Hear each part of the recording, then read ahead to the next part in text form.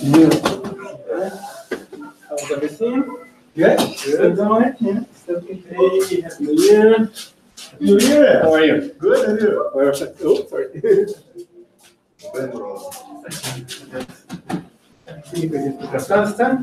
Eu já imprimi os negócios também. Não vai fazer igual que a gente fez pro ano passado.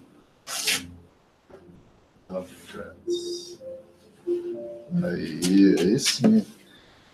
Agora. Verdade. Minhas letras, coitado. Depois da palestra eu termino aqui. O cara até mediu antes de começar. Já viu aquele negócio de toque? Quando você começa um, só muito espaço na frente. Eu fico incomodado com aquilo, cara. Eu estou incomodado aqui, ó, tá vendo? Não, mas isso daí é bom, porque a gente está trabalhando aqui sentimento de aprendiz. Depois eu termino. Que a gente não precisa ficar naquele processo de perfeccionismo, né? Tem que tentar certinho ali. Isso é uma coisa que eu tenho que trabalhar. Ela nunca mais consegue prestar atenção. Eu tenho que trabalhar isso, cara. É um problema sério. Todos nós também. Ficou legal. Hã? Ficou legal. Depois eu vou fazer a sombra dela ali, continua mais tempo.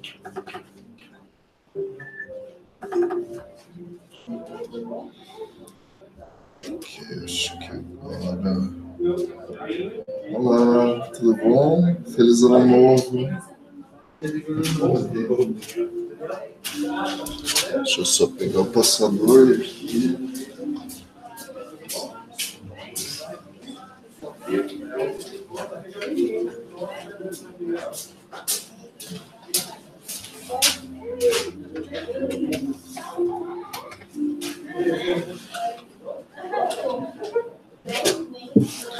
All right, then. Bom final do dia. Graças a Deus. Isso é bom. Bom poder.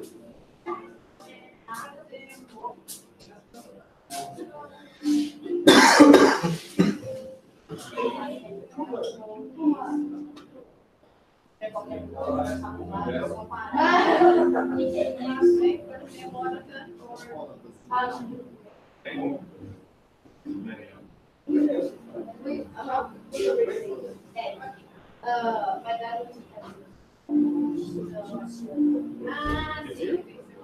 dar just given Last year or? Também acabei de chegar aqui também.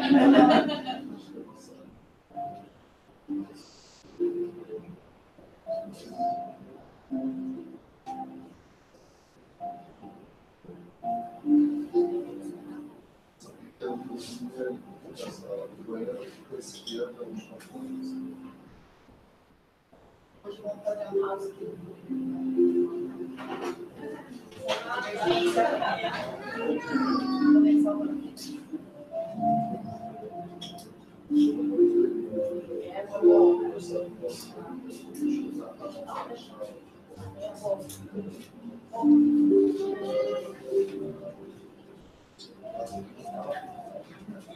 Ele sabe.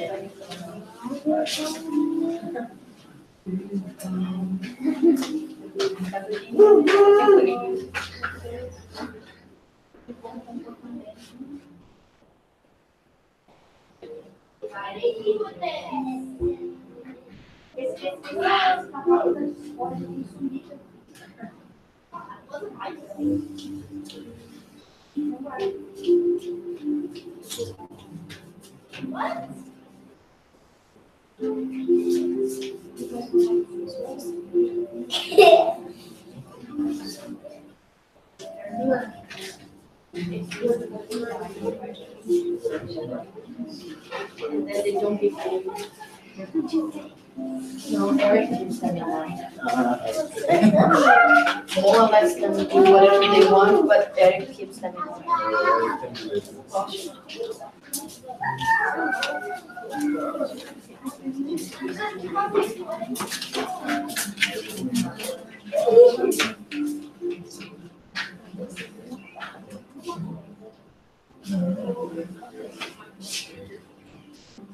Pronto, Renata.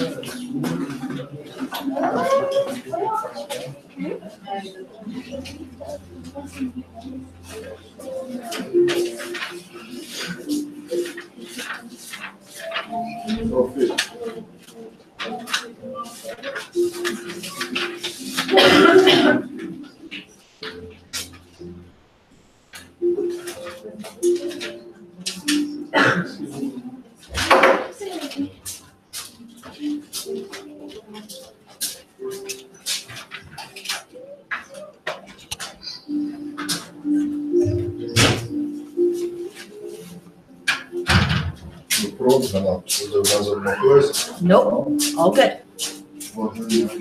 Thank you, you too. Okay, Happy New Year, everybody. Well, to those of you who are returning, welcome back. And to our new friends, welcome. We always do a reading first, usually from one of the books by Emmanuel from the Living Spring Fonte Viva collection. So this is from Fonte Viva, Living Spring. Yeah, but before we do that, I promised a little housekeeping, I'm sorry. So washroom is over there. Kitchen and exits over there. And what we do is just, oh, they changed it. So just, just so you understand how we work. So we do a reading at first, because sometimes we arrive from the street like in a rush and our head is not really here.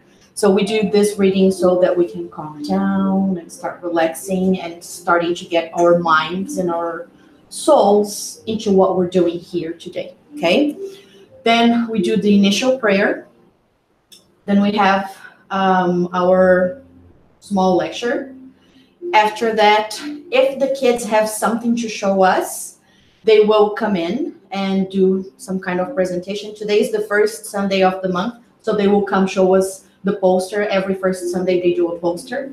We always have a virtual of the month that we work with the kids every Sunday. And sometimes we try to bring it to the adults as well, like today. And the virtual of the month is faith. And this is why today's lecture is called Discipline Faith. And then after the kids, we do the passes in our little cabin area over there. And after the passes, we just hang out together. Today's the first Sunday, and the first Sunday of the month, we also have our lunch and learn.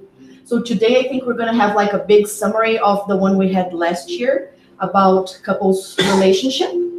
And we, I think, are going to have an introduction to the one we're going to have this year, which is going to be family relationship, healthy relationship of parents and children. And even for those of you who don't have children, let's remember that we have parents. We are children. Even if we don't have children, we are somebody's children. So that also is in relation to our parents, not just to our children, okay? And I think those were all the ones for now. After the meeting, I will have more to talk about what's gonna happen in the month of January. So let's start our reading. And because we are called Fraternity, Spiritist Society of Calgary, I chose the text number 15 from Living Spring, Fraternity.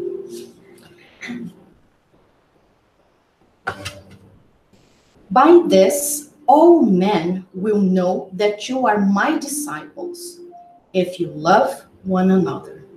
Jesus, in the book of John 13:35. Ever since Constantine's victory, which opened the doors of political hegemony to the Christian world, we have been through many experiences to show that we are disciples of Jesus. We have held renowned councils, formulating daring conclusions regarding the nature of God, the soul, the universe, and life. We have encouraged dreadful wars that imposed misery and terror on those who could not believe in the tenets of our faith. We have fought over the tomb of the Divine Master by spreading ravenous fire and brandishing the murderous sword. We have created commandants and religions, posts by distributing poison and wielding the dagger.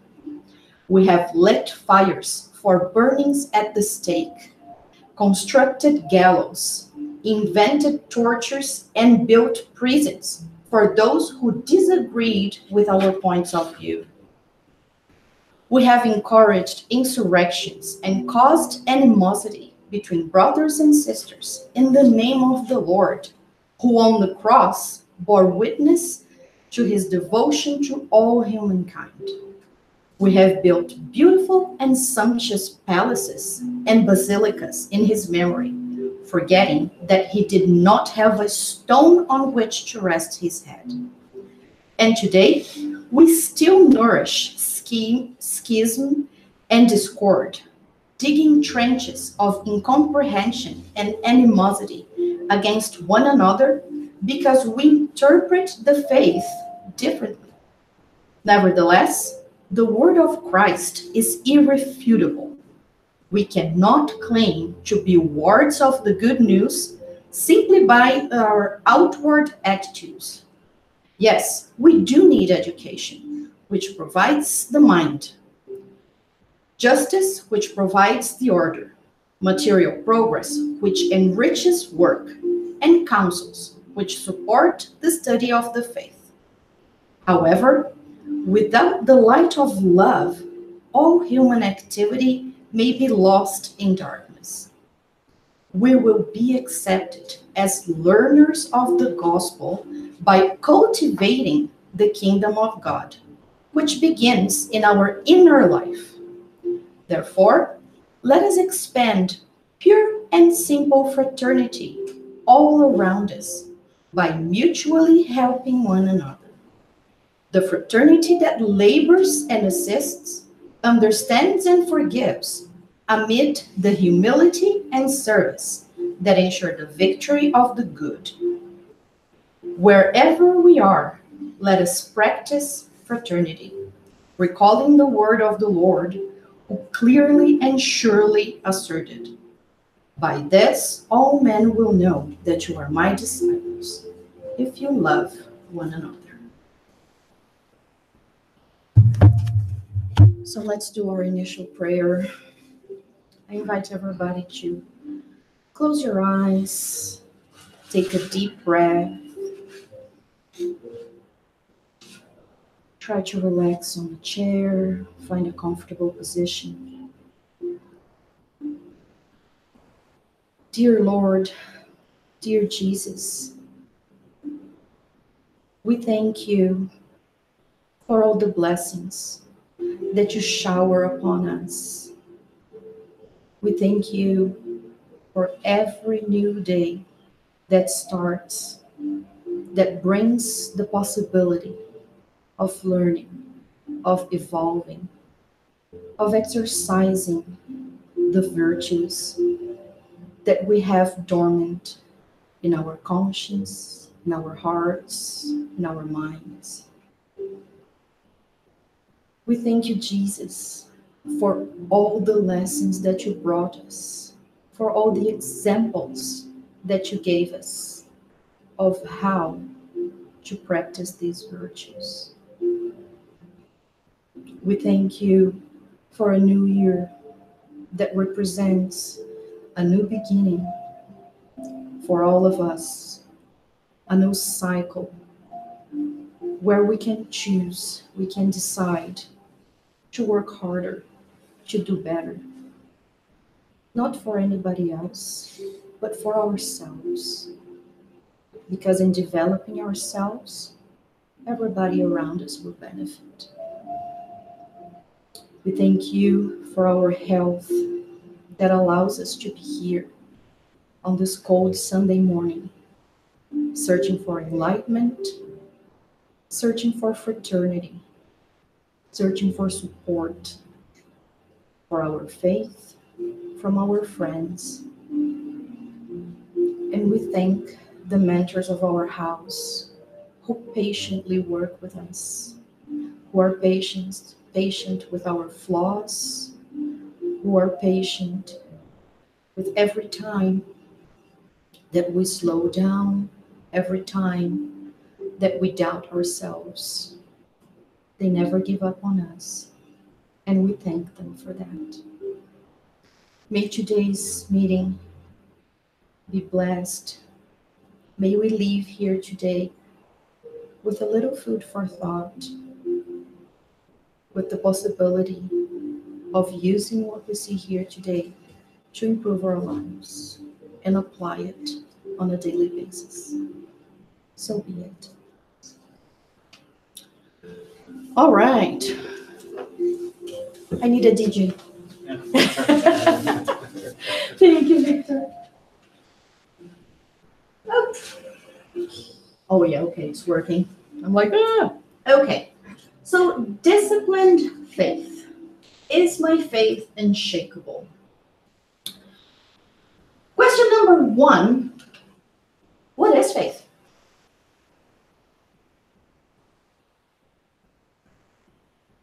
It's a question. I mean it. What is faith? It's for you to answer. Faith is something you really believe is there. There's no way it won't be there. It's true. Okay. No matter what, it's true. Okay. What else? Any more ideas? Something that you don't see, you don't smell, you don't take, but you believe. That Okay. exists. Okay, yeah. What else? Any more ideas? Oh, come on, everybody. I know you are awake because it's really cold, so you had to wake up to get into your cold car or cold bus to be here. According to dictionary.com, it is confidence or trust in a person or thing. Right? So we can also have faith in people. Can we see and touch people? Yes. Yeah. Okay. Meaning number 2. Belief that is not based on proof. Like Danielle said, something you can't touch, you can't see, but you still believe. And meaning number 3. Belief in God or in the doctrines or teachings of religion. Like the faith of the pilgrims, the faith of Catholics, the faith of the Jewish.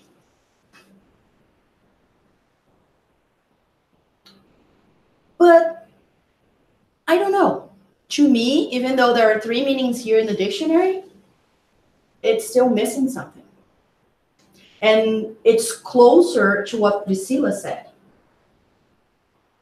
Faith is an extremely deep feeling. Because faith may not be what we think it is right now. So hopefully today, after everything we're going to see, I would really like to know if your idea of faith might have changed slightly, a little bit. So this, oh, I forgot to bring the book. This whole lecture was based on the book. Do we have any Canadians here? No. It was based on the book Convites Terapêuticos de Jesus, by Alírio de Cerqueira Filho, Projeto Espiritizar. And in this book, Alirio says, faith can only be developed when all the attempts to deny God or search for God in exterior things don't give us the answers we need anymore. Have you ever thought about faith like this? That faith can only be true when all of our attempts to deny it are exhausted. Only after we understand that denying the existence of God is pointless, then we start to develop faith. Because that's when we know in our hearts that God is there. And then I can believe him.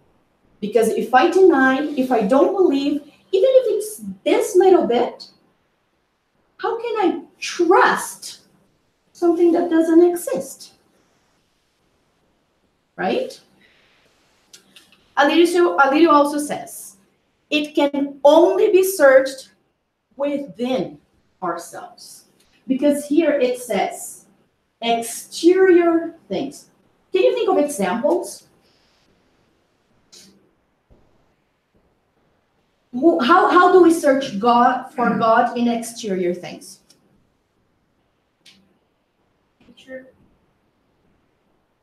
Well, he is there actually. Searching to deny God? Or No, search for God. for God. Yeah, because we will see this later. Because there are those who deny, and there are those who search for God in exterior things, not within. Because here he says we can only find him within. So can you think of an example of how we can search for God in exterior things? Charity, when we see someone helping someone else without anything to gain for himself doing it, we can see God there. Yes. But here he's talking about places, when he says exterior things, he's talking about where God isn't, not where God is. Can you think of exterior things that we try to do that does not bring us close to God?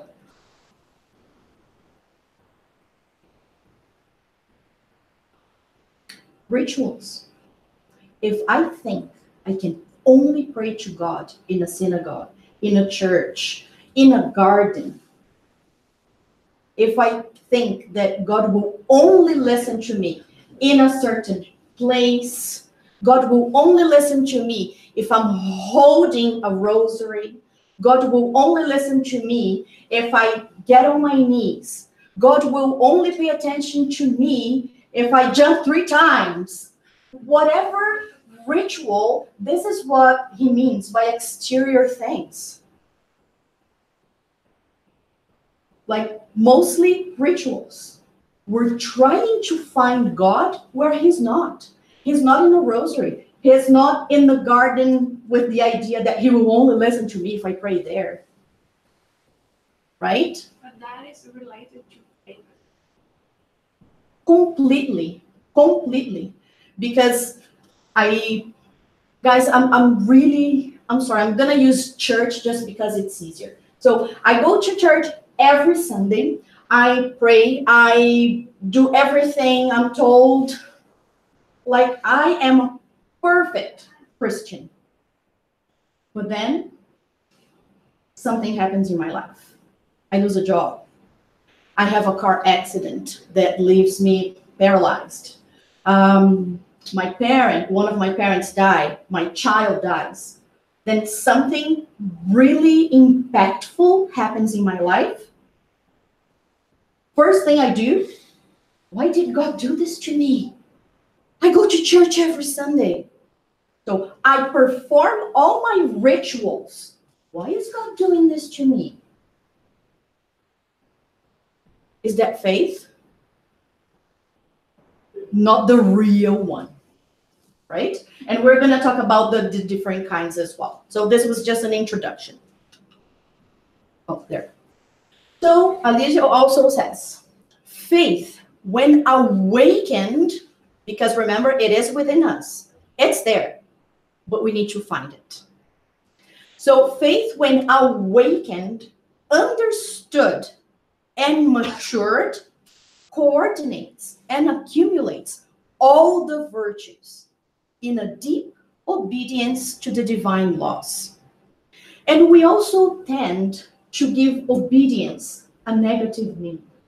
We also tend to think that to obey is to be like a little sheep and say yes, yes, yes, yes, yes. That's not what it is. To obey is to follow the divine laws, not because the priest told me, the rabbi told me, the pastor told me. It's because I understand and I feel deep in my heart that that's good for me, that I like the results of fulfilling those laws, right? However, while it is withered,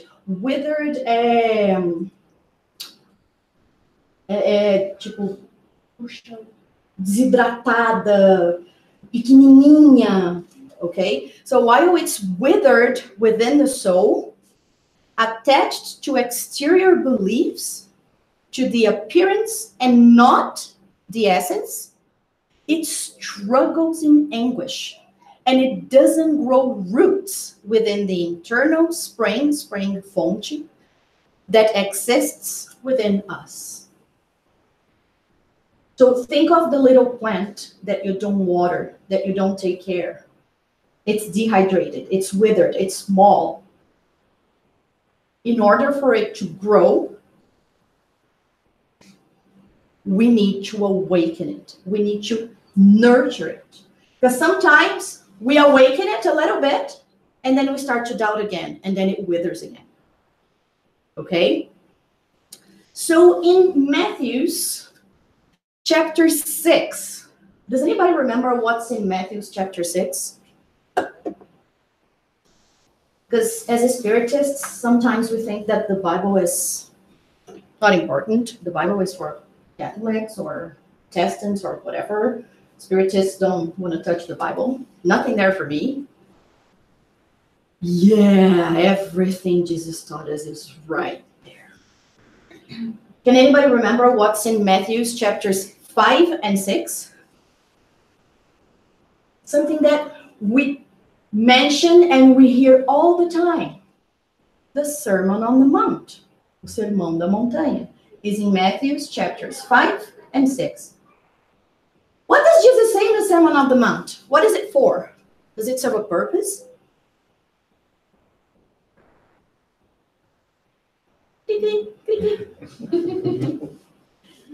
The Sermon on the Mount is where Jesus gave us all the recipes for everything that, let's remember, Jesus was Jewish, right? Yeah. My daughter she goes to Catholic school, and she was very surprised this morning when I told her Jesus was Jewish. So, because Jesus is supposed to be Christian, not Jewish. So then I explained her that there is an order to things, Christ, Christian. So he came up with the whole thing, but it didn't exist before him.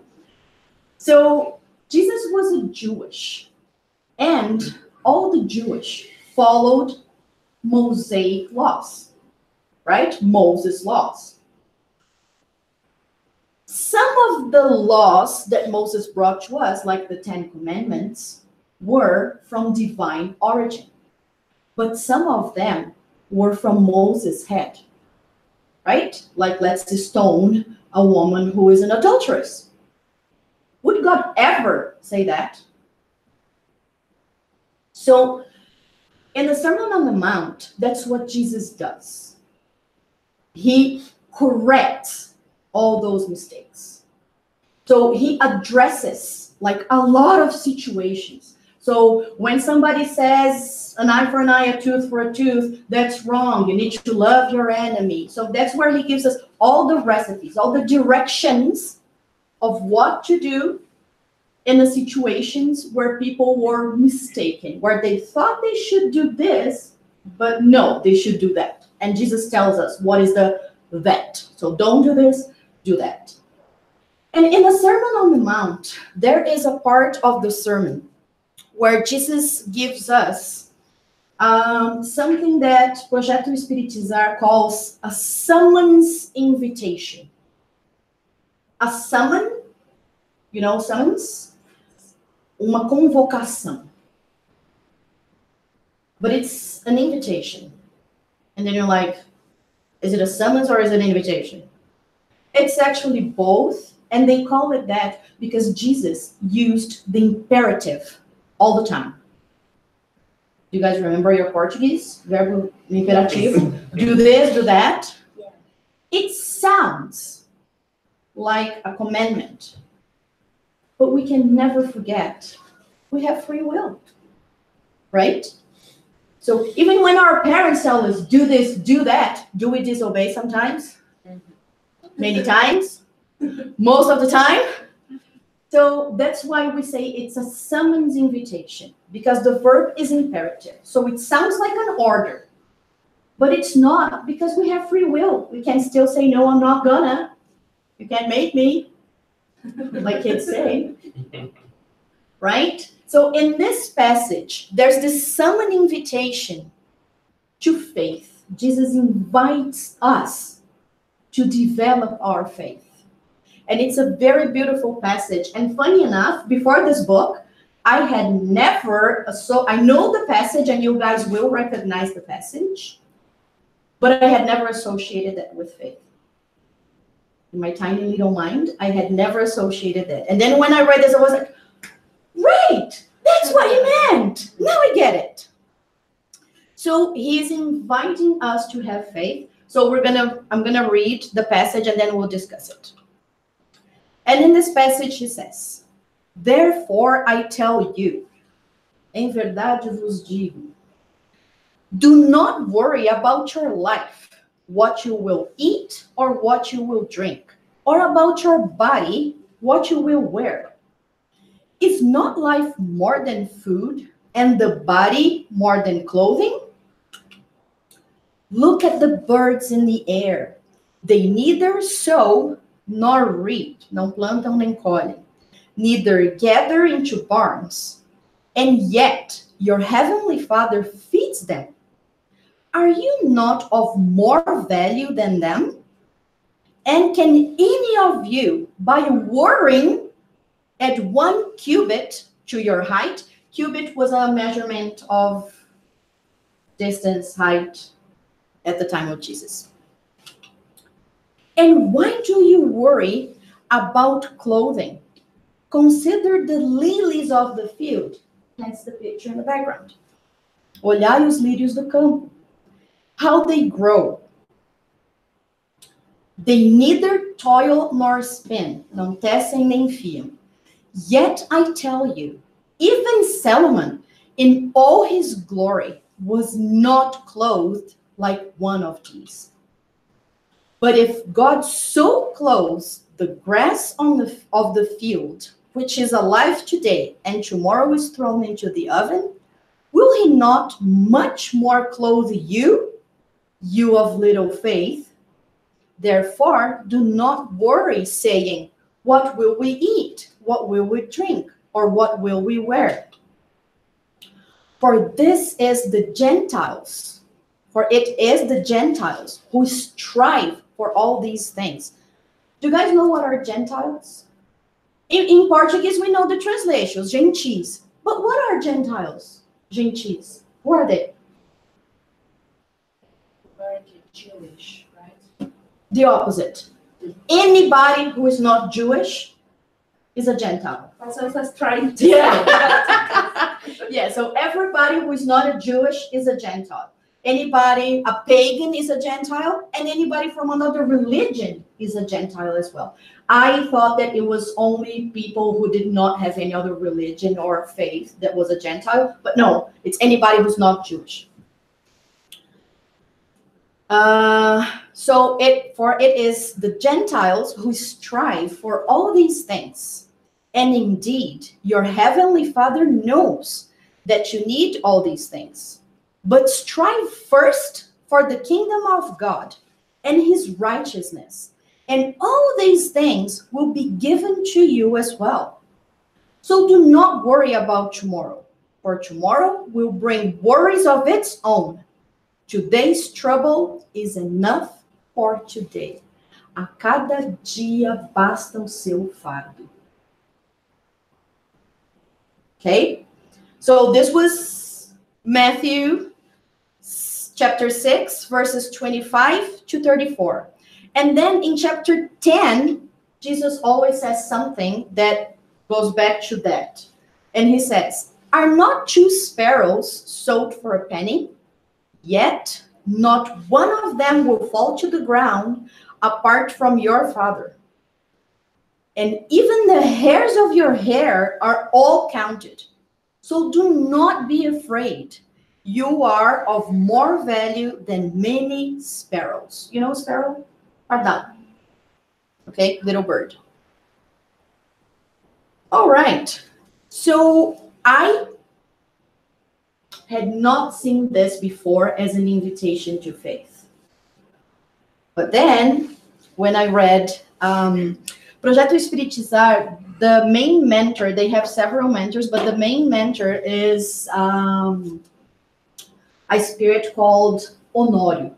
And he is the one who provides the exegesis. An exegesis is like a deep analysis of a biblical text. So it's mentor Honório who provides these interpretations. So through his interpretation, I was like, yeah, I get it now. So what is Jesus trying to show us when he says, do not worry about all that? Is he saying, because it says God will provide, is he saying, sit down and wait? No. What is he saying? Do your best and don't worry, because won't change anything before you. Yes, the key is worrying. Exactly. So acting changes things. Worrying, no, just makes you and everybody around you miserable. So Jesus is trying to tell us that, 1, God provides for his creation.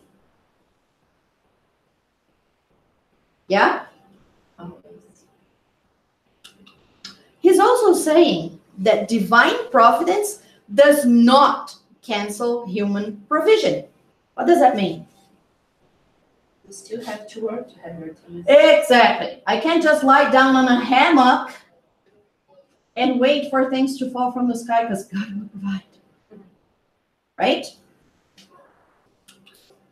He's saying, ease your hearts when it comes to purely material matters.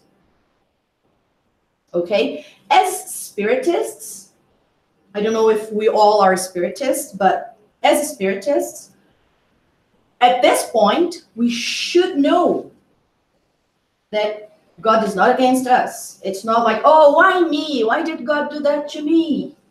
We have a fairly good knowledge of the law of cause and effect, right?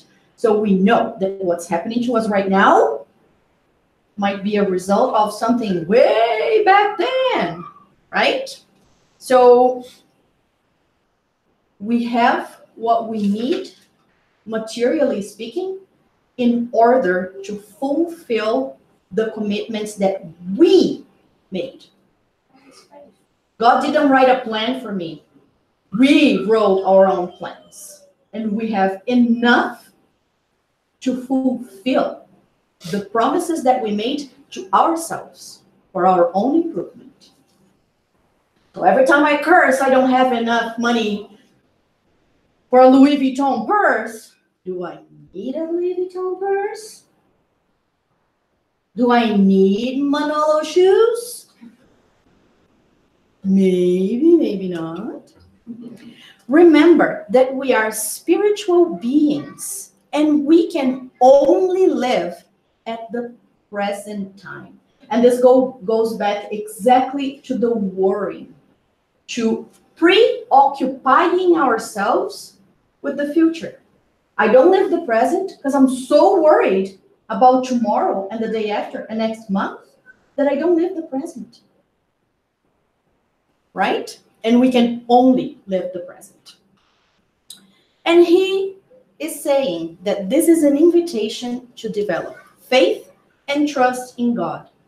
Because if we do our part, God will provide. Not the things, but the opportunity for us to get the things we need. Right? Not just material, but situations that will help us grow. Situations that will help us develop virtues. God gave me a very trying child to teach me to be patient. Right? Or a very difficult parent too. That happens too. Somebody's upset. Okay. And how do we develop faith? Or maybe we need to ask another question before. Isn't faith something you're born with? Because like some people, you look at some people and you're like, wow, he's a faithful person. She's a faithful person. So are people just born? Like, if I'm not born faithful, that's it. Let's wait for the next life. Yeah, born like this, but we have still to work on it to get better. Okay? And then if we are born with it, where did it come from?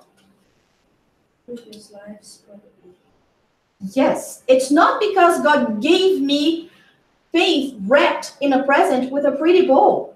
It's because I have developed it before. So everything that I have developed right now, somebody who is extremely patient, somebody who is very humble, somebody who is very faithful. Sometimes we look at those people and we're like, oh, I'll never get there. I give up. They are there because they have already developed. Just like we have some virtues more developed than they do. Right? Because we worked on those before. And they still have to work on that. We all have opportunities, but we take advantage of them in different ways. And sometimes we don't take advantage of them. That's why we're here again, right? And again, and again, and again, and again. So, faith is something we need to work on. It's an exercise. Faith is something that we develop. But how? How do we develop faith?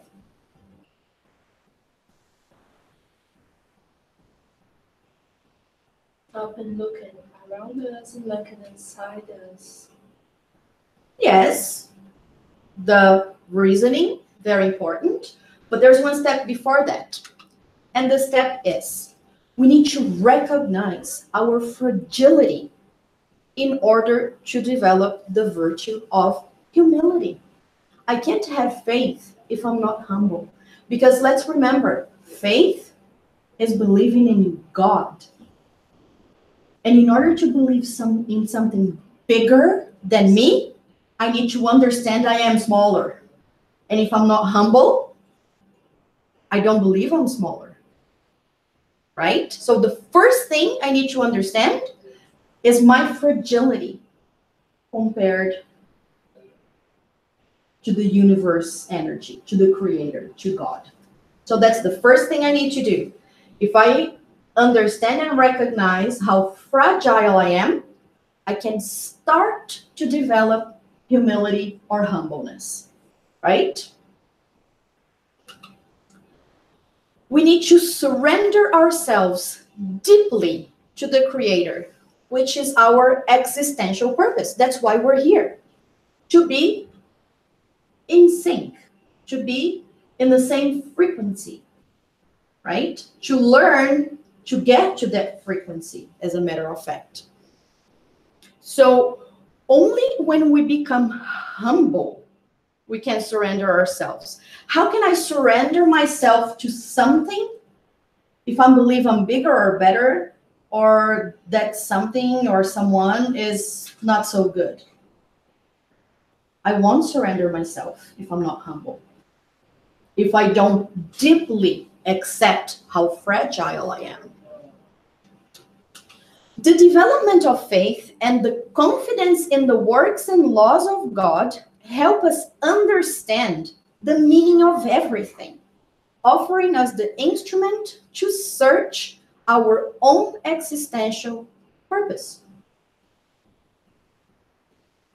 So as we develop faith, it's funny because in order to become stronger, we need to admit how fragile we are first. Only by admitting I'm fragile, I can become stronger. Because if I already believe I'm as strong as I'm ever gonna get, I'm stuck. Lack of faith leads those who are conflicted to doubt the profound questions of life. Have you ever seen a very faithful person in deep depression?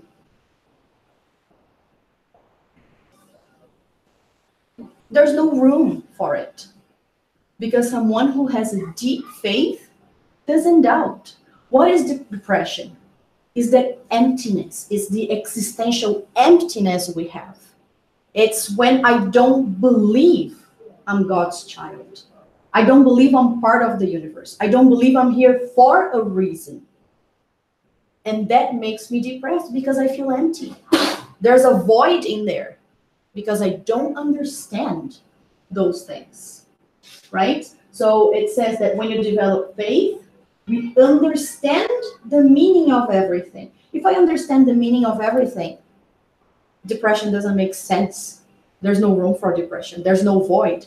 It's filled with the meaning. And existential doubt. We do not feel that we are children of God, like we just said. So we can't find our existential purpose. And that leads to the emptiness and to depression. Because I don't know what I'm doing here. Why am I here? What am I doing here? What?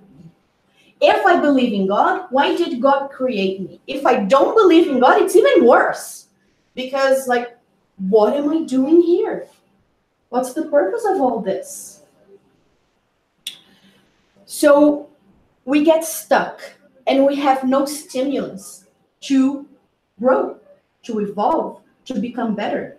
If I don't believe in reincarnation, for example, or in heaven or hell or whatever comes after life, if I don't believe in an afterlife, why would I be a good person? What stimulus do I have to be a good person?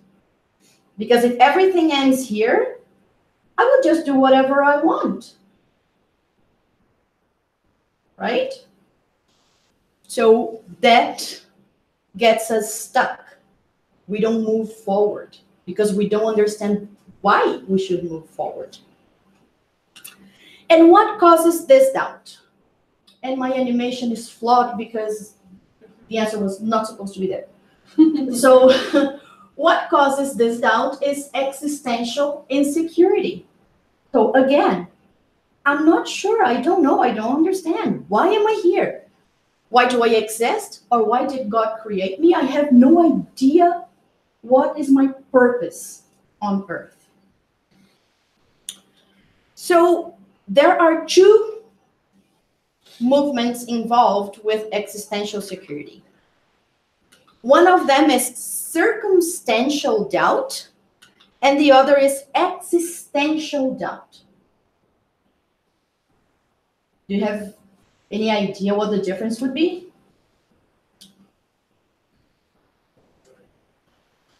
A circumstantial doubt, you guys are so quiet. A circumstantial doubt is every time I have to make a decision, I might have a doubt. Do I go right? Do I go left?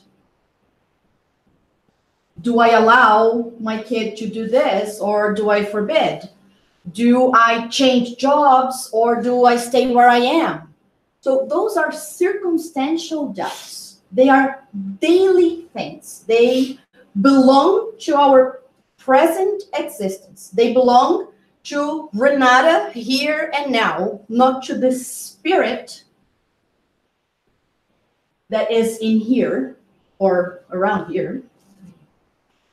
So it's situations of life.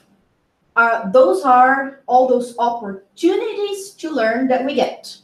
Every time we have to make a decision, it's a learning opportunity, right? Existential doubt, on the other hand, is that process, that doubt that will end up taking me to the emptiness inside.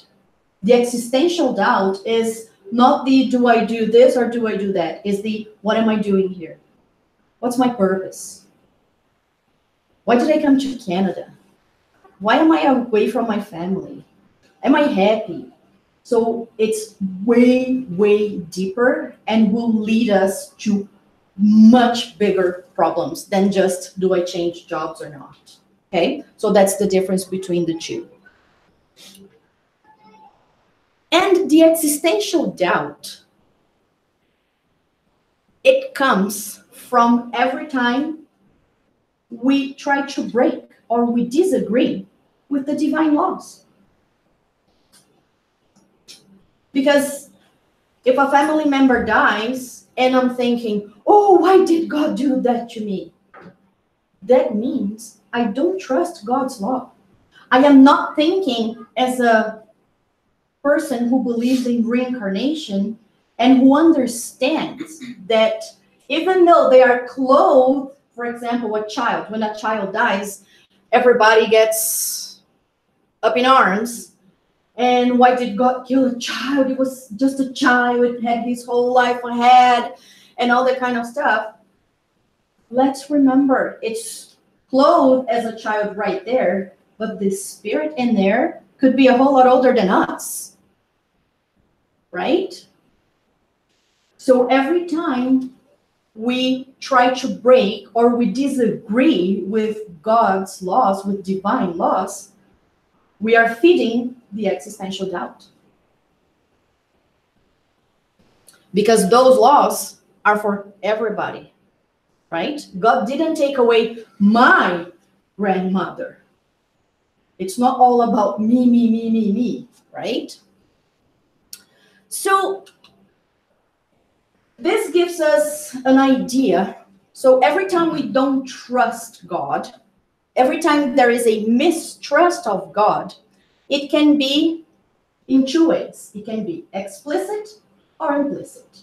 Explicit is when the person doesn't believe in God. They say they're atheists, they deny God exists, and that's it. Very explicit, very obvious. No question about it.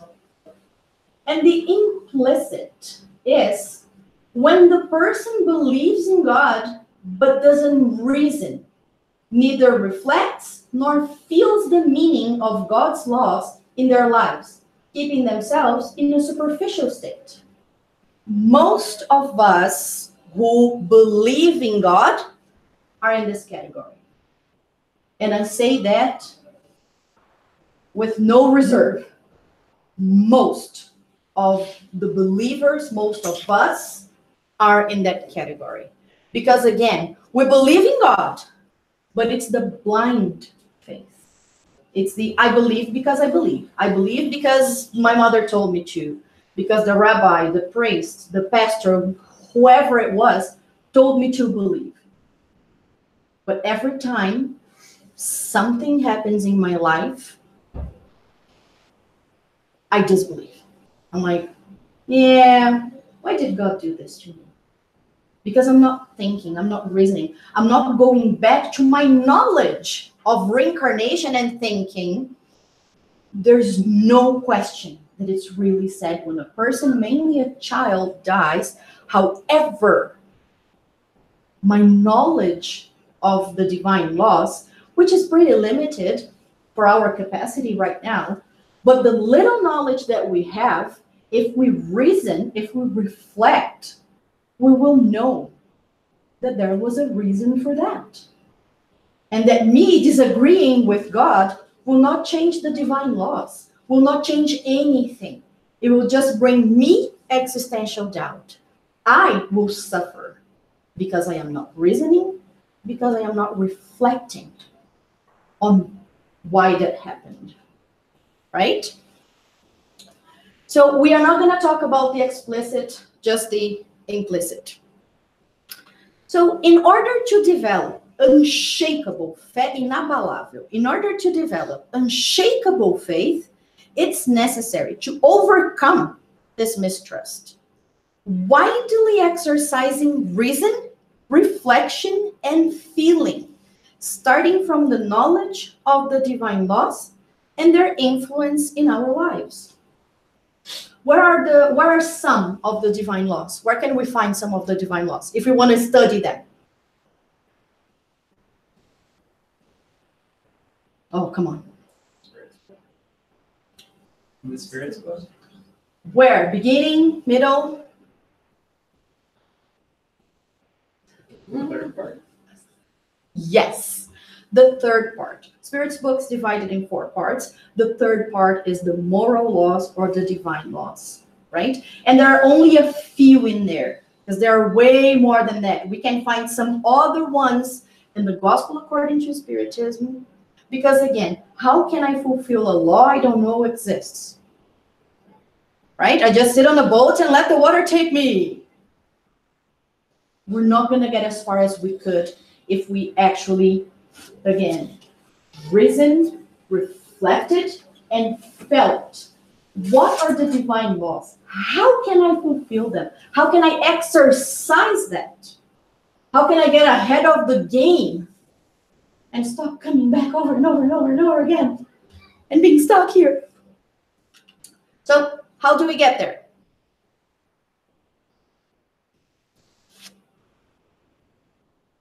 Sit on a boat and let the water take us? Study. Knowledge. Ta-da! Study and reason about our own lives. I know a whole lot of spiritists who have read the Spirit's book like 5, 6, 10 times. Just studying, where is my button here? Just studying is not enough. I can know the Bible back and forth. I can know the Spirit's book back and forth. But if I don't reflect what those things mean in my life, it's just knowledge. I'm just a hard drive with information in it, with no apps to use it. There's always an app for that. So we need to make efforts to reflect, because it's a lot of work, right? It's always easier when someone tells us, I smell food. Yeah. It's always easier. It's always easier when someone tells us what to do, how to act.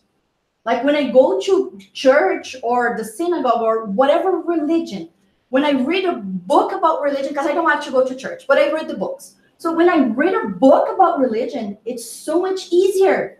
The guru will tell me what to do, because it's a lot of work to study, reflect every time, because it's not a switch on and off. Every situation I have to reflect. I have to analyze. Why did I react like this and not like that? Why did I do this, not that? Was it the best decision? Was it not? Can I do it differently next time or no? Would I repeat? Would I change? It is a lot of work, a lot of work. So we need to make the efforts. Much works towards self-knowledge and the knowledge of the universal truth. Right? Sometimes we read a text from Emmanuel and we're like, oh, this is perfect for my sister. Oh, my brother needs to listen to that. This is for my mom. Oh, my aunt. Oh, this is her. It's describing her. Never me. It's never about me, because I'm perfect. Right? So self-knowledge is the key. Remember the idea of admitting our own fragility? So knowing myself and knowing the universal truth, which is also the divine laws, natural laws, God's laws, all of those names are the same, right? So by knowing myself and them, then I can match. Then I can understand what I need to work more, which one I am a little further ahead, which one I'm still way back there and need to do more about it. So I can only do that match if I understand myself and the divine laws. Hence, the study idea. We need to reach the state of life's apprentice. Because most of the time we already think we're masters, right? I'm rocking this. I'm rocking this whole incarnation thing. So we need to reach the state of apprentice, life's apprentice. We're here to learn. Surrendering ourselves to God's omnipotence, omniscience, and omnipresence. You guys know those words? Pretty similar to Portuguese. As well as his supreme fairness and goodness, which provides us with unshakable faith. Right? In order to develop existential security instead of existential doubt, what we need to develop is existential security, to be secure of what we know, of what we feel. So it's fundamental that we see ourselves as children of God, apprentices of life. Because if I don't understand that I'm here to learn, if I don't use those opportunities to learn, I'm doing it wrong, right? So we need to learn from all the challenges that we have. If we learn from our challenges, we are getting somewhere. We are using our time here the way we should. We are living the present life to the most we can, to the best we can. So, building faith. So how do we build faith? What is building our faith? So the origin of the idea is consonance with the divine laws, right? Tune, to be in tune, to be in the same frequency. Okay, sintonia, consonância. And it's fundamental to develop the virtues of humility and meekness. Do you guys remember meekness? Nope.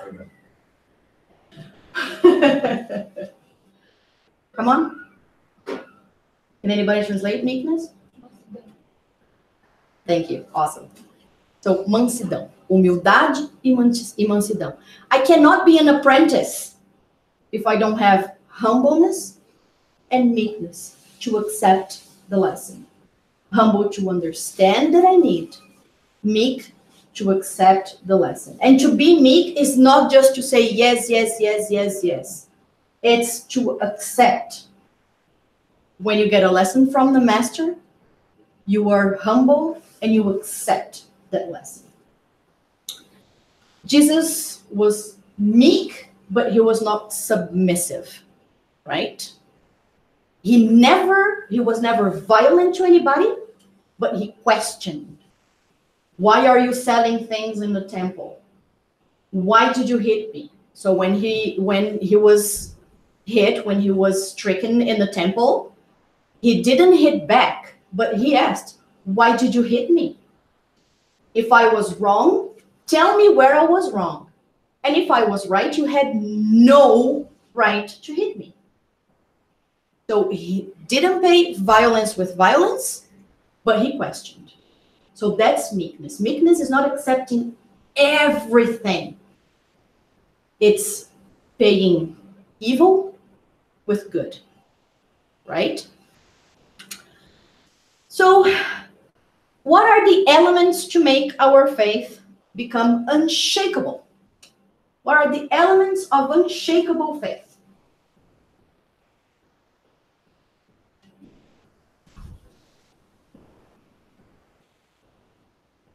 Nope.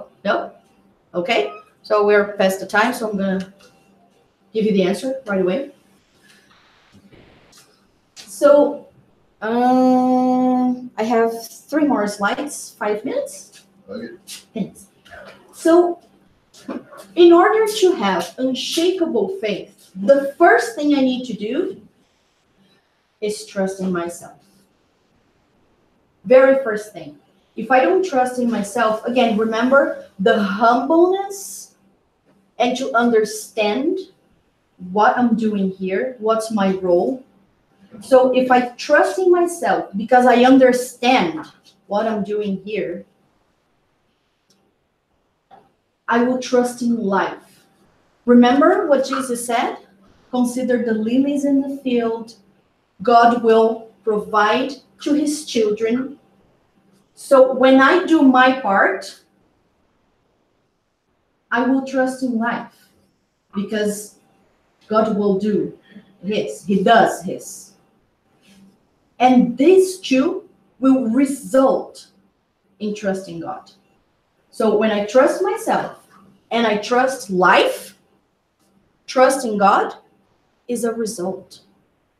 I know in my heart, I know in my mind, I feel in my heart, and I exercise that by developing the virtues, by fulfilling the divine laws.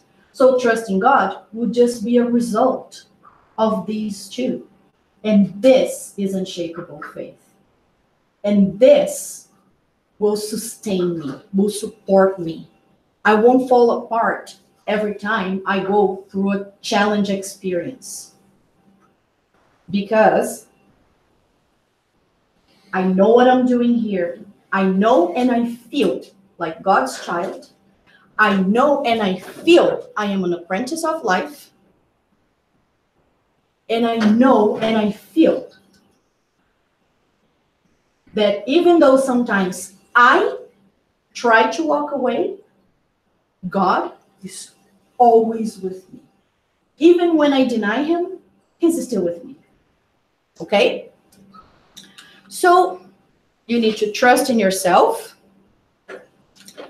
So when you trust in life, that is, in the divine laws, mainly the laws of love, justice, and charity, and the law of cause and effect. Why is it important? Why is it important to trust in the law of cause and effect?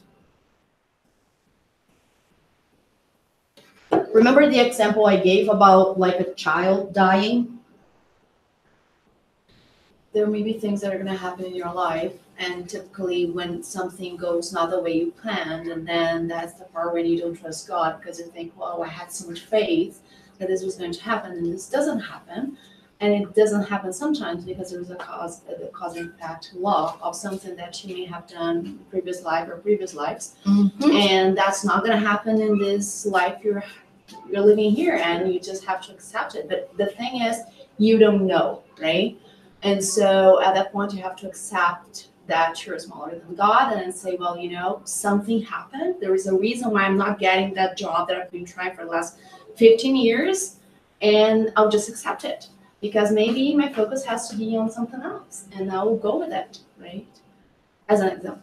Yeah, no, it was a very good example. Exactly. So we just need to understand that the law of cause and effect is right under the law of justice. And God's justice is absolutely perfect. Right? So understanding, trusting the divine laws, mainly the law of love, justice, and charity, and the law of cause and effect, which is submitted to the law of justice. If we don't, those are the moments we fall apart when things that we plan don't go as planned. So we need to recognize that if we're going through something unpleasant now, it was caused by ourselves. Maybe still here in a very recent past, maybe in a more distant past. So revolting, rebelling, what is it going to do for us? It's going to make things worse. It's going to make it harder, right? And it's not just accepting with blind faith, like, oh, yeah, whatever. It's, again, reasoning, reflecting. What is life trying to teach me? Why am I going through this? What lessons can I get from this? So trusting life. It is a result from the knowledge that whatever happens to us is not to harm us, but it's for our education or re-education, because sometimes we need to,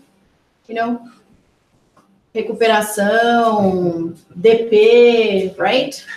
We need to go back. We don't need to do the whole school year again, but we need to repeat that subject matter, right? So when we trust in ourselves and we trust in life, the result is that we'll have trust in God, like we saw in the little triangular thing there. Is it an automatic process? Is it instantaneous? On and off? Is it on and off? No. Definitely not. And here is why it's called disciplined faith. Surrender to disciplined work, trying to illuminate yourself through the knowledge, not the knowledge of the universal truth, because they generate self-transformation and unshakable faith, reasoned, reflected, and felt in the heart. Blind faith cannot be unshakable, because if we don't understand, if we don't reflect, how does that apply to me? And if we don't feel in our hearts, we're going to fall apart every time we have a challenge. So in order to be unshakable, it has to be reasoned, reflected, and felt. Okay. So any questions, any comments, examples? Anybody want to share something?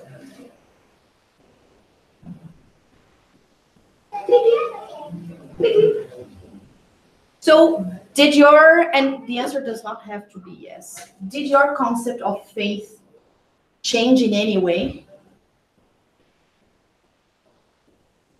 Yes. I can tell you that mine did. After I studied this, mine did. For me, I understood that my faith was a whole lot more to the implicit mistrust in God, in the sense that, when you have a challenge, you start doubting yourself, you start doubting life. And with this, I understood how to get to where I need to be. Because sometimes we know we are not where we should be, but we don't know how to get there. So sometimes we need a little bit of a roadmap. Yes. I learned something I think for me is really interesting when you show us the three things you have to break up faith. Faith in God, faith in life, and faith in yourself. You said faith in God is a consequence of faith in yourself and faith in life. Yep. But I don't feel my faith in life falling down or my faith in God. But sometimes I feel my faith in myself, and that's what brings everything out. And then when I'm passing for things like this, I don't have to remember. I have to have more faith in myself so things will go. And how would you have more faith in yourself? Trusting more in God, because He make me. Just because of the trust, because to me, the key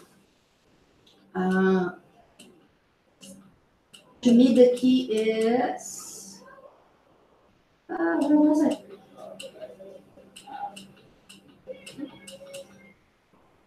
No. Yeah, I can't remember what slide it was. The reason, the reflection. The only way you're going to trust more, both in yourself, life, and God, is by reflecting. Every time your trust in yourself falters, every time you feel like you're falling down, it goes back to the reflection. Because you have the knowledge. Now you have to apply the knowledge to your life. How does that apply to me? And then the result will be, you're going to feel it. Again, I am here to learn. I am an apprentice of life. So every time I have a challenge and I feel like I'm gonna fall, like why? Why is this happening to me? What do I need to learn from this? And am I humble enough to learn from this? Because when we think we're strong enough, we're self-sufficient, we're good, I'm rocking this whole life, I'm good, I'm gonna go straight to being a superior spirit, I'm great. That is when we might fall, because we don't understand, we haven't reflected. If we are here, it's because we're still not there. And in order to get there, how do we do it? We need to apply all those laws into our lives. So to me, it always goes back to the reflection. So when you feel like you're losing trust in yourself, go back to the beginning. Reason.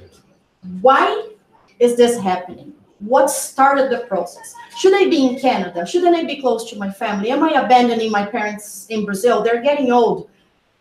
Go back to the why. Why did you decide to come? Why this? Why that? So reason, reflect, feel, and then you will feel that you trust in yourself, that you made the decision you made for this and that reason. And that's going to give you the strength you need. Again, in being humble, in recognizing you're fragile, you will become stronger because you understand you are here to learn. And whatever decision you make is a learning experience for you. Did I answer? I will reflect a lot about this, but it's a lot more knowledge that I'm absorbing right now, but makes sense. Yes, okay. And I, of course, recommend the book. It's absolutely amazing. Okay, do the kids have the poster? Yes, they do. Wow. There.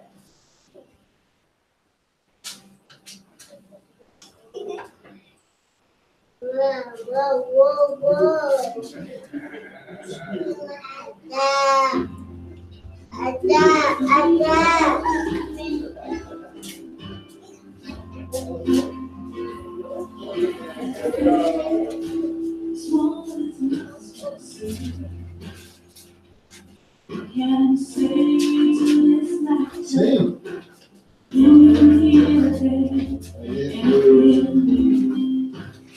Wow, we have a crowd today. Awesome.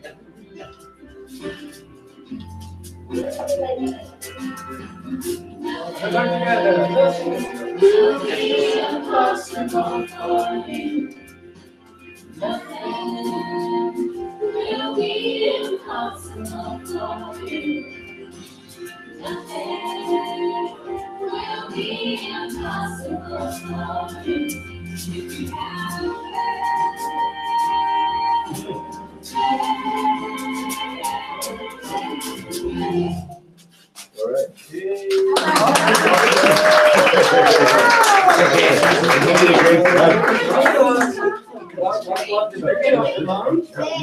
Hey.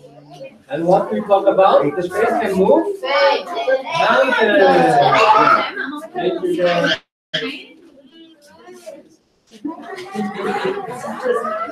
Okay, so we will do our final prayers and then we'll go for the passings.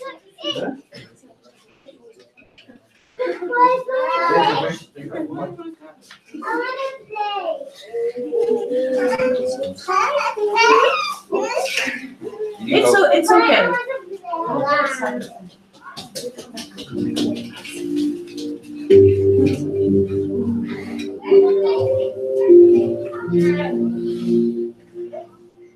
Peter.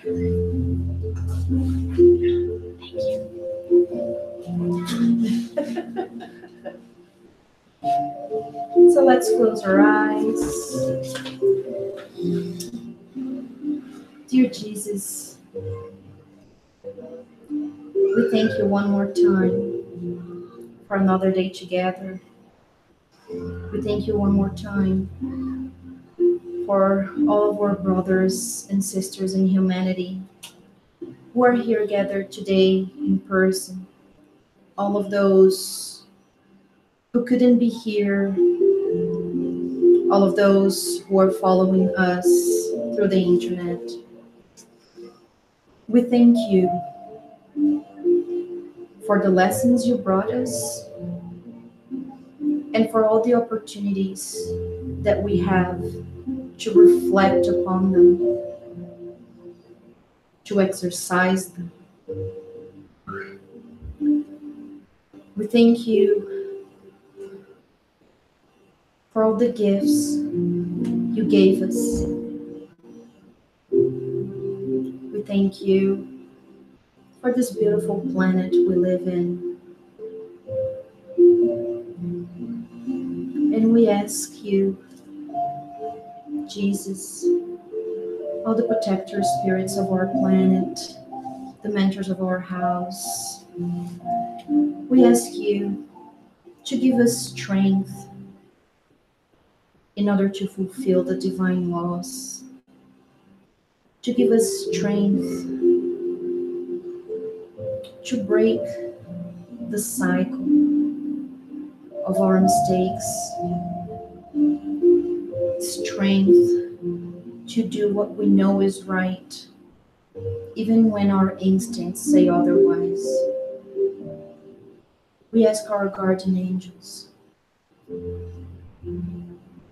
to invest in us, to help us go further, give us good advice and help us get there. We ask you to enlighten this city, this country that welcomed us and provides our sustenance. Enlighten these people. Enlighten our home country, Brazil. Give us strength for all the challenges that we have to face in this transition that our planet's going through. Help us stay strong. Help us keep working and doing what we know, what our conscience tells us we need to do. Please, Lord, stay with us, bless us, so that we may try harder and do better. May our week be blessed. May we be aware of the opportunities that we have to practice our virtues and do the best we can. So be it. So be it.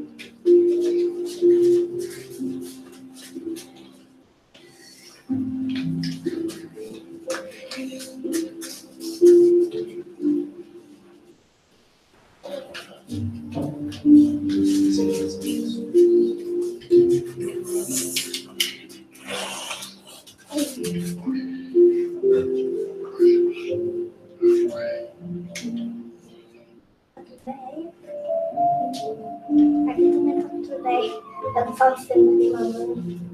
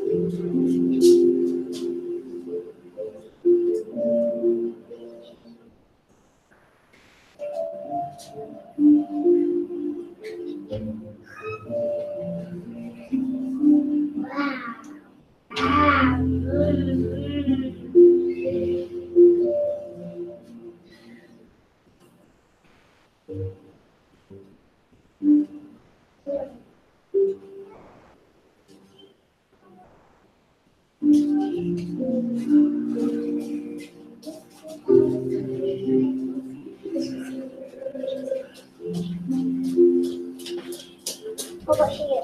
Set aside.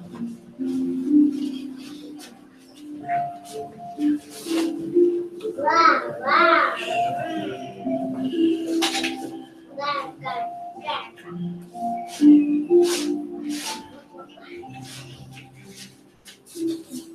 Here.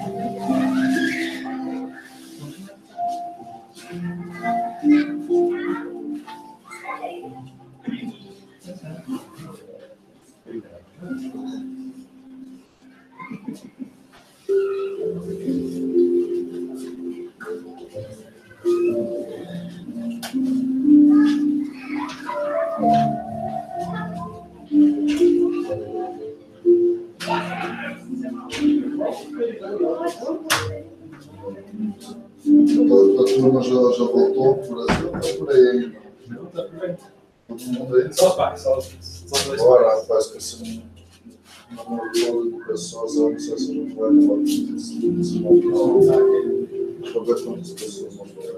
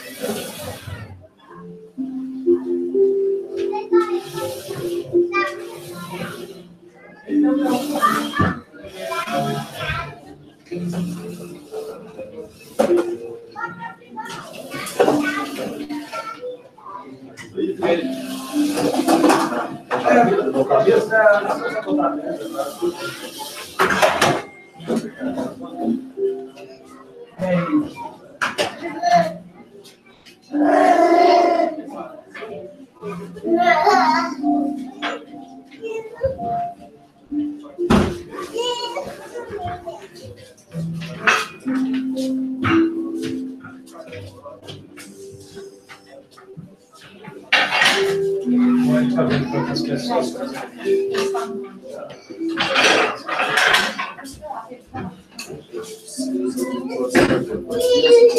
nós precisamos ver 3 minutos. Se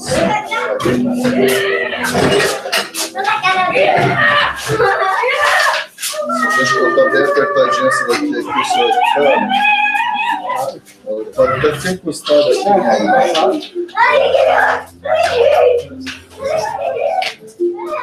Aí a gente pode oferecer lá mais colado. Vai colocar assim. Isso. Aqui, outra aqui. Isso tudo é. Dá pra colocar só assim. Se botar assim,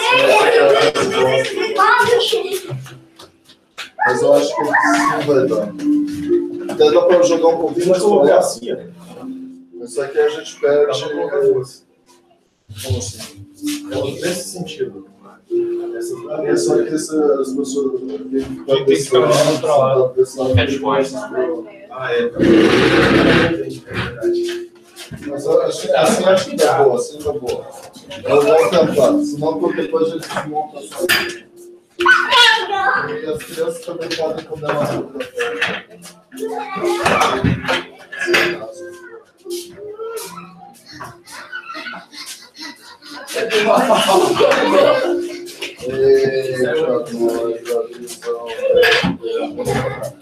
Hey guys, don't play here now.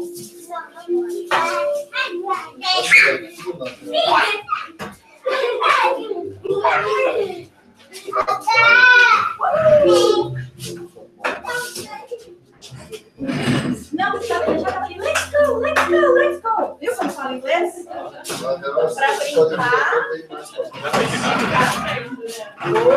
Essa daí pode ficar um pouquinho mais pra frente, só pra dar uma. A criança toda fala inglês, ele vai querer falar. Essa daí é muito combater de manual.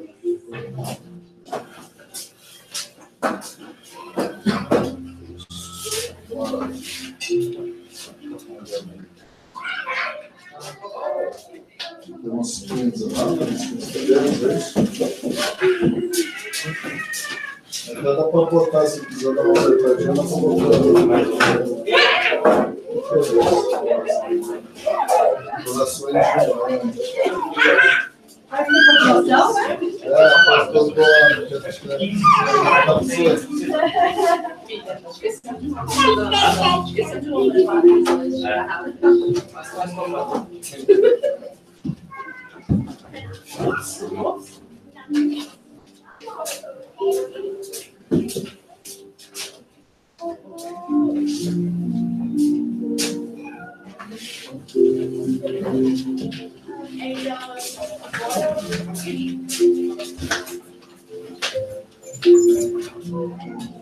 Mamãe, se você tá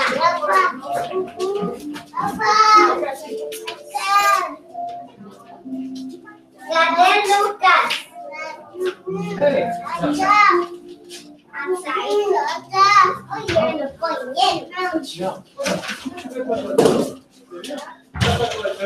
Olha no banheiro.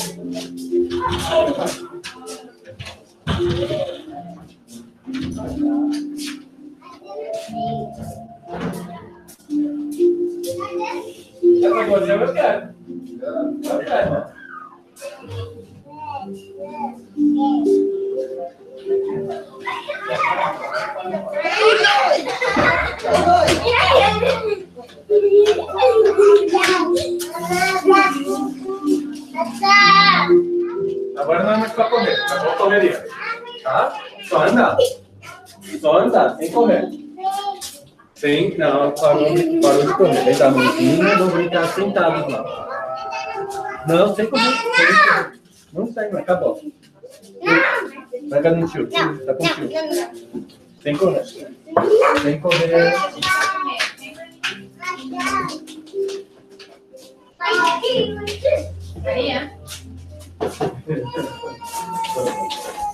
Os meus só estão maior, mas já Já saiu do passaram por esse programa? tamanho. Espera aí, tá comendo lança, né?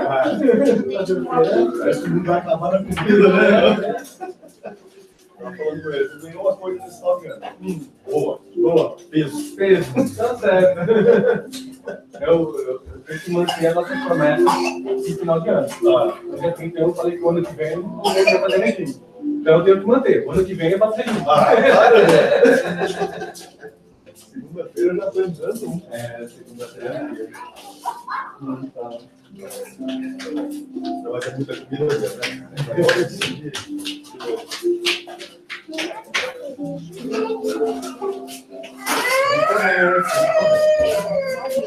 Sem correr.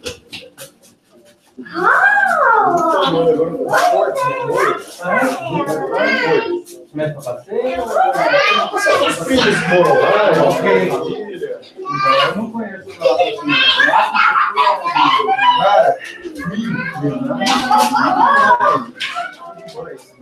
Cara, teve o dia da luta, não sei se você acompanha o UFC. Não. Foi entre o Natal e o Ano Novo. O Ano Novo foi na terça, no sábado anterior. Cara, tava menos 38. Você acha que foi dia 29? Dói tudo, né? Dói pra respirar. Não, dói tudo, cara. Dói tudo. não tinha tido essa experiência ainda, né? Então, eu peguei sensação de -40 aqui muito real. nossa, tá louco. Eu fui assim, Você tá bom? tudo bem? Como você tá? Feliz ano novo, viu? Feliz ano novo,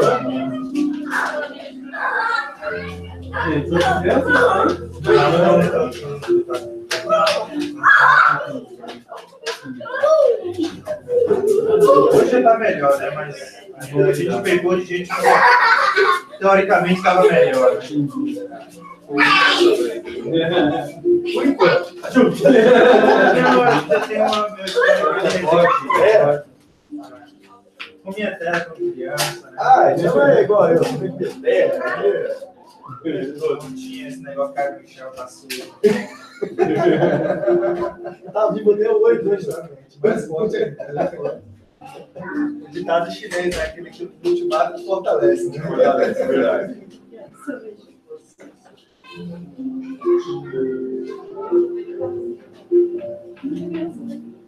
Da sua infância foi aonde? Na Bahia. Bahia? Qual cidade? Humaitá. Perto de Ilhéus. Perto de Ilhéus. Fui várias vezes por Ilhéus. Não passou por lá. Tacaré, Ilhéus ali. Olivença. Minha mãe agora está morando em Ilhéus, na rodovia Olivença ali. Já A vida na beira da praia é um pouquinho diferente. É verdade. Eu sou goiano, tem praia. Bom, São Paulo capital, a gente fala que praia de Paulista é shopping. Mas São Paulo, não é capital ali para o litoral, é um jogo rápido. Uma hora e meia, você está trânsito. Isso é. Mas é feriado, né? Tem que sair 2 vezes, né?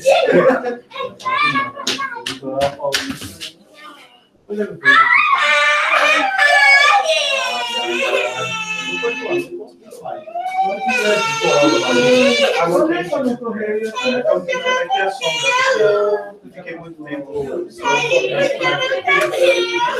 Gelado. Vamos falar de puxar o cabelo, viu, Débora?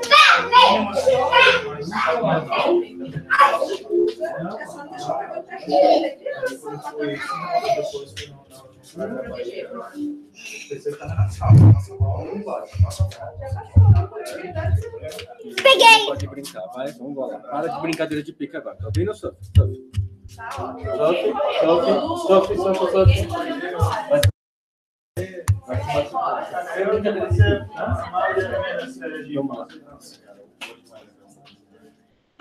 Deixa eu ver onde tá careca. Vamos lá, ficar com o carrinho só. Deixa aqui.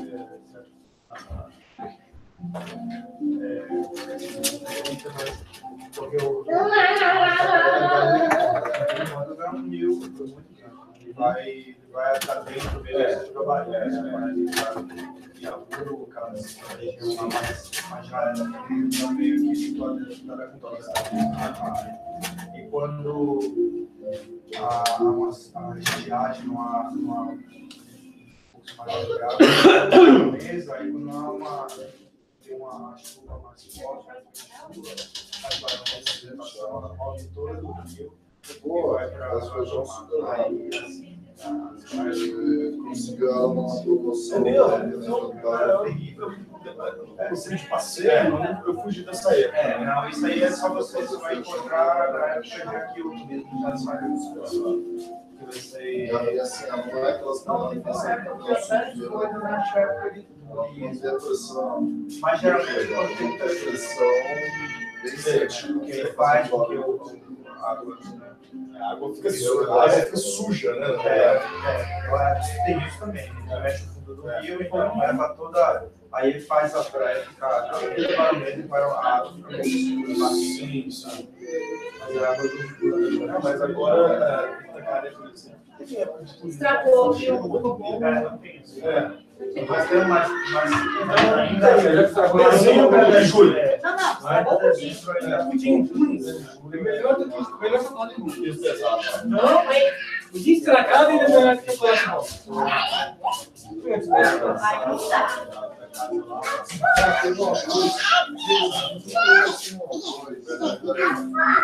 Porque ali tem o tom dos 2 minutinhos, um arroz prato para quem não gosta. Ele é o Porto Seguro, o Wilson, o Itacaré e o Salvador. É o Huawei, né, cara? É um jeito Mas daí dá para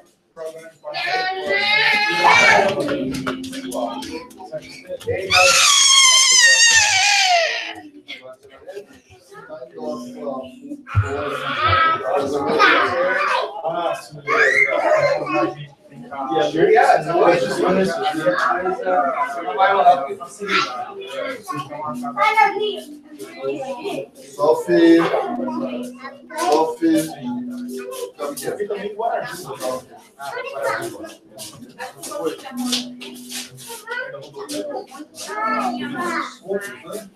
Aí já vai não. Sentido do pai for.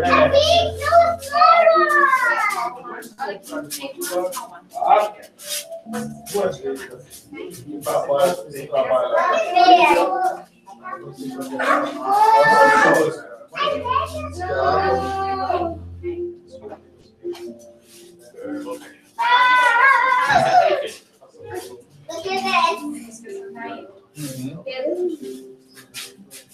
Vamos adicionar como é que Senta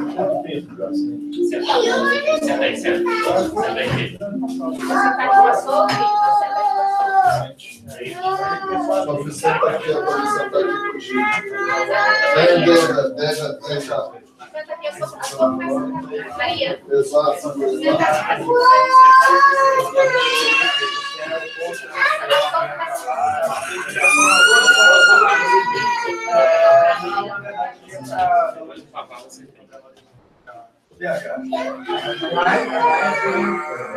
Com fins. Você vai brincar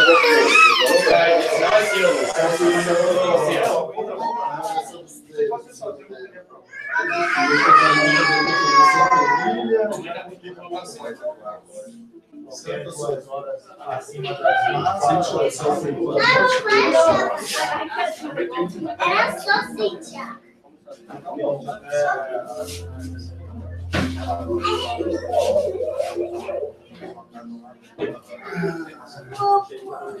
Eu sei, não é para falar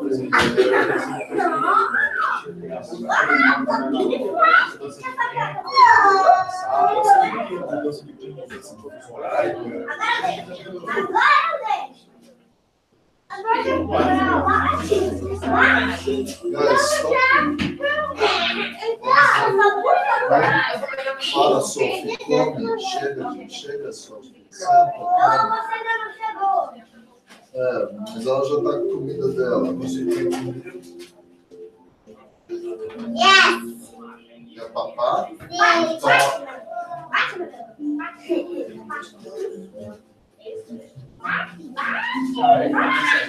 Não, meu querido.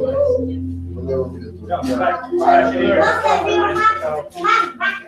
Se vê. Aí, mais cara, tá aí. Obrigado. Valeu.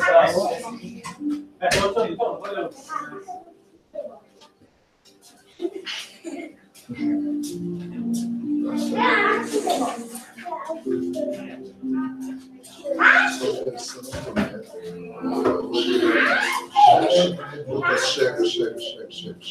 Ela tá colhendo agora. Sophie, papa. Sophie tá comendo nada. Essa carninha é boa. Bem gostosa.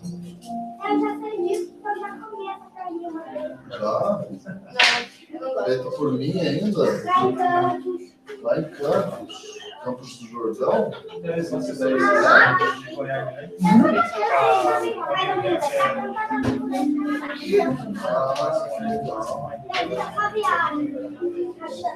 Só da estrada. É de lá. Você é uma pessoa viajada. Faz pouco tempo. Você é uma menininha muito viajada. De Deus? Cara, eu já fui umas vezes, bicho, umas 1.400. É muito chão. É Aí eles ficaram lá em. Isso aqui. Isso aqui tem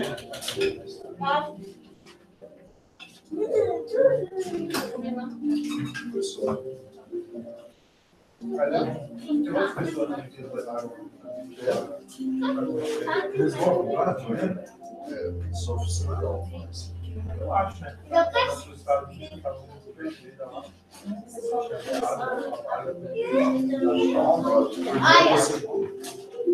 Ele já mandou interpretação para a brasileira. Boa. Porém, está começando a crescer demais. Violência, perde um pouco o controle. Violência, trânsito, violência, tudo. Como a gente tá em curso, tem muita gente olhando, não quero que show, vou deixar Eu gosto de jogo. Eu quero igual a Lucas. Eu quero igual. Você já tem seu prato, você vai comer o que tem no seu prato. Se você não comer o que tem no seu prato, você vai ganhar dessert.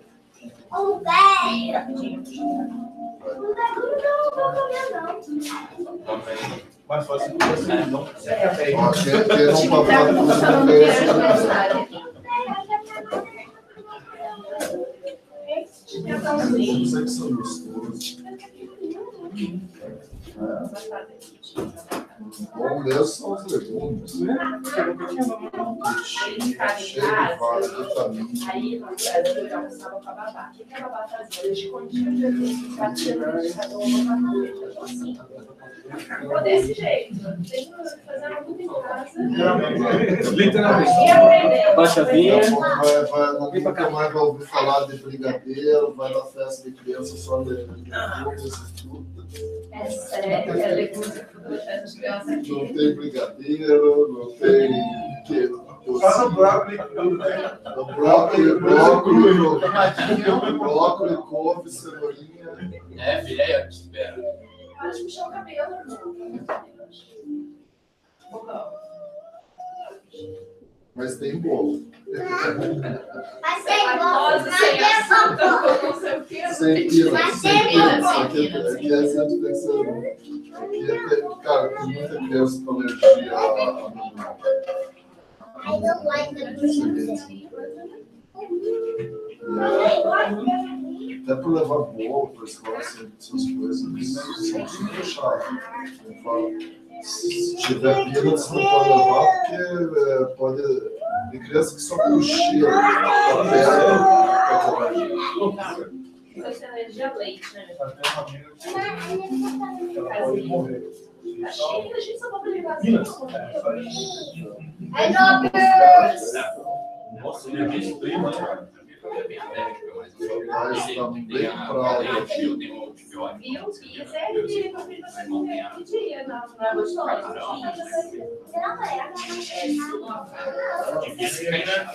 Sabia que tem bastante vitamina C? Sabe o que é a vitamina C? Você já teve gripe já? Você não tem, né? Porque manifesta o nome. Eu nunca tive, depois de velho. Aquela que você fica com febre, não consegue fazer nada, né? A pia ajuda a não pegar febre. Tem um negócio perigoso, né? Aqui, a dele é mais sendo em contato com a pele, ele fica tudo irritado. Então, não é a lactose, sabe que a casinha ferveu o leite, para o bolo, ele não tem problema, qualquer coisa. Gostou o leite da pele, já começa a ficar vermelho e vai enchendo na hora. Agora, se for sorvete, por exemplo, Então, lava, dá uma instantânea, 20, 10 minutos. No meu caso aqui não era esse, né? Mas eu teve que ver com pessoas que vieram com crianças ou assim, com uma idade, no caso aqui até a gente compartilha todos os germes aí, né? Depois, quando for mais tarde, tem que ver, ele não vai pegar uma coisa que não tinha, né? Vou pegar umas gripezinhas. Vacinar ele aqui para gripe, a gente vai no Brasil. lá o inverno lá que eles estão na escola. E eles levam choque. Aí eu questionei quando eu fui tomar a menina. Aí eles falaram, não, vocês vão lá, eles estão na vacinas. Eu acho que é por causa da combinação.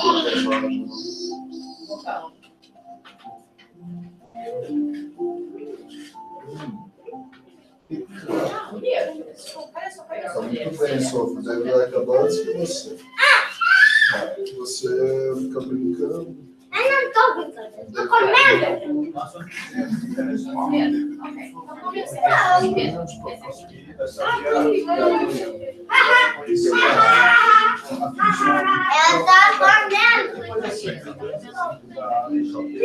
Olha os pequenininhos como estão comendo bonitinho, gente. Uma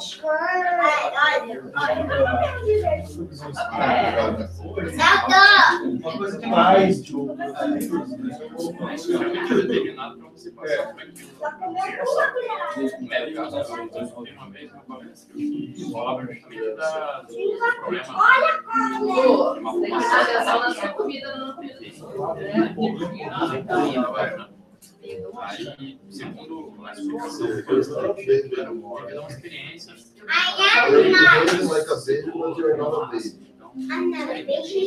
Então, come sozinho. Existe essa linha, né? Você não cansa ali. Você tem o seu corpo. Mas aí o que vai explicar, por exemplo, geralmente é uma Você não vira.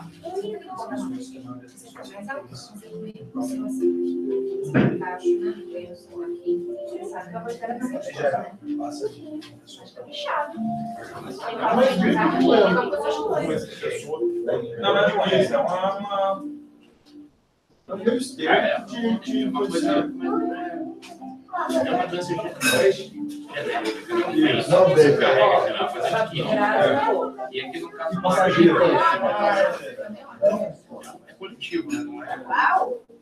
Mas é interessante você entender qual é a função, né? Porque tudo tem uma função. Qual é a função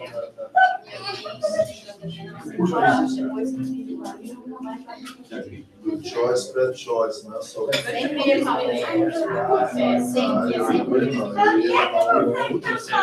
Tá muito feliz, vamos deixar essa posição de cama aí, um pouquinho injuriado, porque a vida dele mas agora é uma coisa não é que eu não lembro. Eu vou fazer tudo.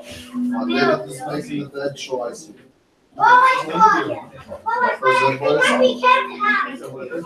escolha que você não deixa de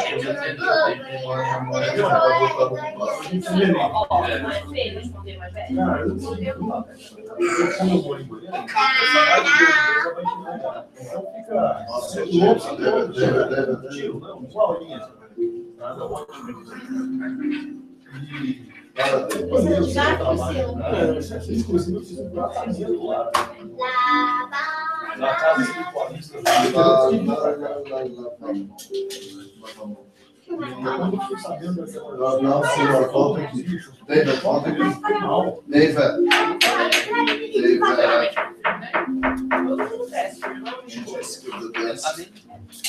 envolvido, entendido, falando que assim, os procedimentos, nós tudo que fazia lá, não sei se até onde isso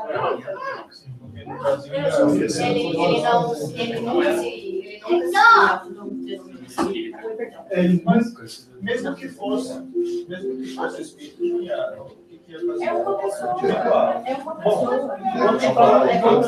A entidade toma conta do serviço. mas já na nota que a gente uma coisa que eu falava exatamente. Você nunca pode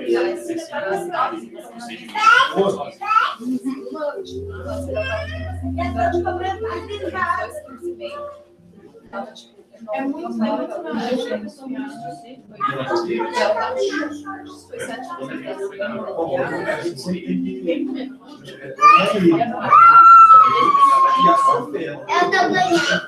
Eu achava que era assim, ó. Que era. Eu gosto mais de.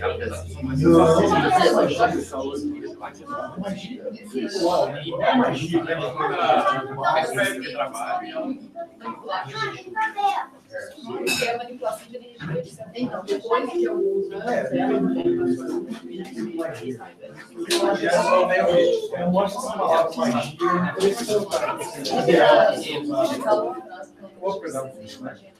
Ela tinha acabado de enganar. A palavra magia. Magia, então. É aquele negócio que você põe aqui e sai com massa. Manipulação de energia. Trabalhar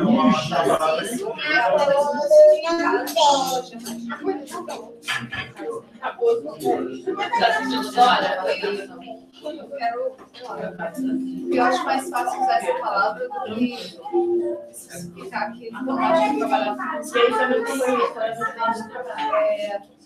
Numeralmente, e a gente tem que lembrar da princípio da